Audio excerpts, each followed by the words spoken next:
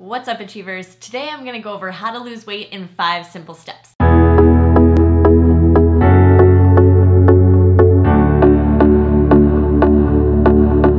Step 1 is to decide if weight loss is actually your goal. I've worked with so many people over the years who come in and they initially think that weight loss is their goal and they say that that's what they want to accomplish. But then as they get going and as they've been training for a little bit, they start to realize that what they actually want is to just feel confident and good in their bodies.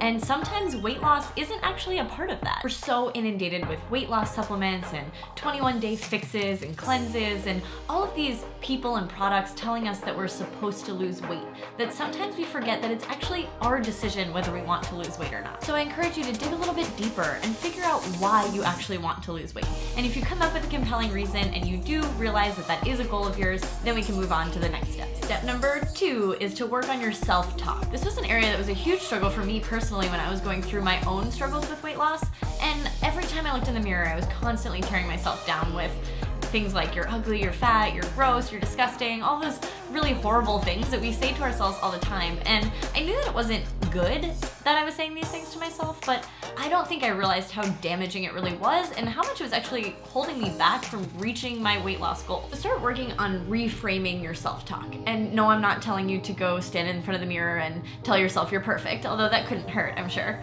But what I'm really talking about is just starting to reframe the way that you're talking to yourself when you look in the mirror, when you think about your body. Start to reframe those thoughts. Our head coach at Achieve Fitness, Sarah Polacco, has a great strategy for reframing your thoughts, which is basically just trying to put a either neutral or positive spin on whatever it is that you just thought about. So say for instance you looked in the mirror and you said, I hate my thighs, they're so gross. A neutral spin on that would just be, these are my thighs.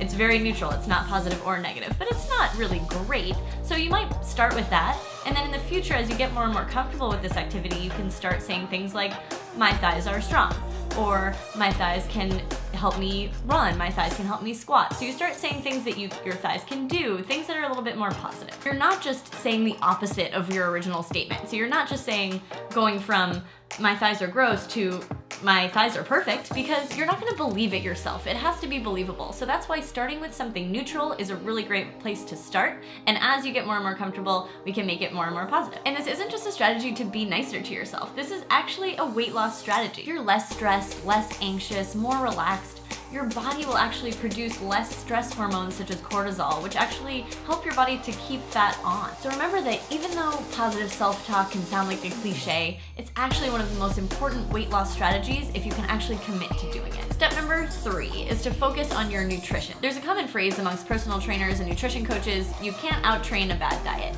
And that's actually very valid. It's very, very difficult to outwork a poor diet. If weight loss is your goal, you're going to have to put most of your efforts into nutrition. Exercise will help you make sure that your weight loss efforts are mostly fat, not muscle, but for the most part, it's gonna be very difficult to lose weight simply by exercising. So I'm gonna give you 6 basic guidelines for improving your nutrition. Number 1 is to slow down your eating.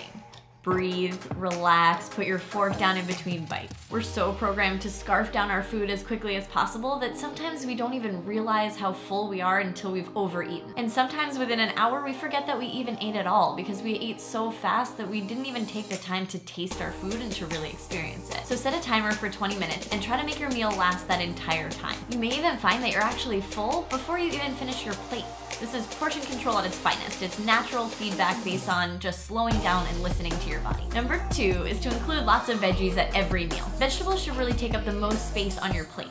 The more vegetables you have on your plate, the less room you have for higher calorie and less nutrient-dense options. Try to get a variety of colors in your diet by incorporating lots of different types of veggies. Number 3 is to incorporate lean proteins with every meal. There are so many great things about protein, but I'll try to keep it simple. So number 1, protein helps you to feel fuller for longer. So the more protein you eat, the less hungry you'll be throughout the day. Number 2 is that protein helps to build and maintain muscle mass, and having more muscle means your metabolism works faster and you burn more calories. Tip 4 is to try to keep your carbohydrates to smarter carb options. Smarter carbs include vegetables, fruits, and whole grains, and these should make up most of your carbohydrate intake. And when I say whole grains, I'm referring to things like rice, quinoa, barley, millet, things that are actual whole grains, not whole grain pancakes or whole wheat English muffins. I'm talking about the real thing, the real whole grain. Tip 5 is, as much as possible, try to avoid foods that come in packages. Aim to shop the perimeter of the grocery store so you're getting mostly natural whole foods. And nutrition tip 6 is to learn to differentiate between hunger and cravings. If you're craving something, let's say ice cream for example,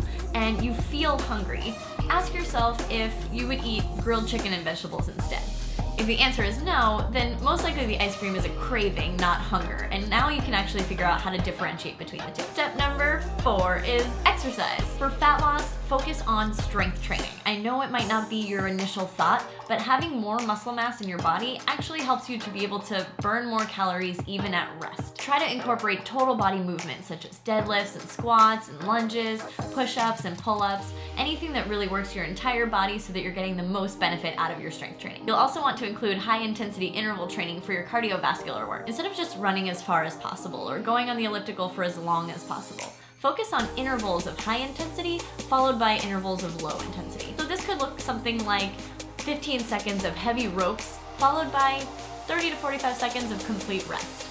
Or it could look like 15 seconds of sprinting followed by 30 to 40 seconds of walking or jogging. Interval training will have a greater overall effect without compromising all the muscle that you've built from your strength training routine. And step 5 is, don't neglect your recovery. You can't just push your body to the limit all the time and expect results. Like everything in life, you need balance. So the harder you work, the more important it is that you recover. Recovery can be a little broad, so it includes a lot of different things. It includes getting adequate amount of sleep, drinking adequate amounts of water, foam rolling, stretching, taking a bath. If you neglect these types of things, your body will stay in a physically stressed state. And just like mental stress, this takes a toll on your body and it really inhibits your weight loss results. So those are the 5 steps I have for you today. And I know they may not be easy, but they are simple. And if you break them down one step at a time, I guarantee you're going to be successful. I really hope you enjoyed this video. Until next time, peace, love, and muscles.